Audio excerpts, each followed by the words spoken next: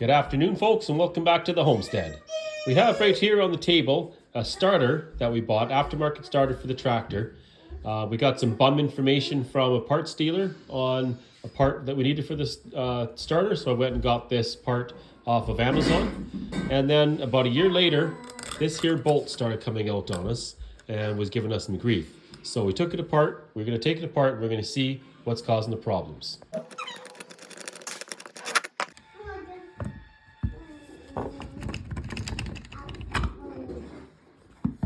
So here's the inner workings of the starter. And what I found here on the housing, we have this section right here.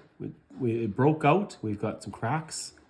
And then the hole where the bolt goes into, be this one right here, is become oblonged a bit.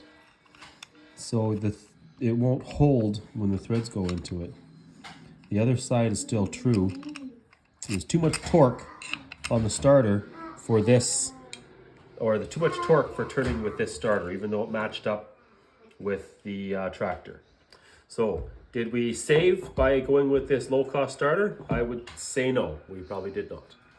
Okay, so we're out here at the barn now, just to kind of quick comparison between, the existing starter that I put back on and this aftermarket one. As you can see, the OEM starter that we went back to is a much heavier duty starter. The mounting flange here is cast iron as opposed to this cast aluminum, which makes that way more durable.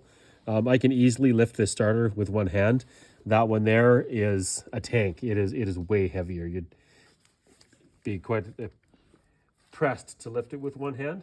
So I would say that the quality of this starter, this OEM starter, this was the original starter that this tractor came with back in 1987. So it's been plugging away starting this tractor for, close to 3 decades now. And so you could tell that's the difference in quality, hey? This here, we barely got a year of use out of, and I don't really see a way to repair this so that it can be usable still. I even think I see the beginning of a crack fracture right here in this part of the body as well. When the torque that was going through this starter as it's starting this heavy engine, you could see the flexion in this as it was starting, and I'm surprised it lasted as long as it did. I'm glad we were able to get this solenoid from Brandt Tractor. They were the ones that were able to figure out which solenoid the starter actually needed. Napa had quoted me something like $300 for a new solenoid on this, which is why I went with this $300 starter. This solenoid was $40 plus shipping. The shipping was actually almost as much as the solenoid itself was, but still far less than the $300 that we were quoted. And this thing is starting the tractor really well now.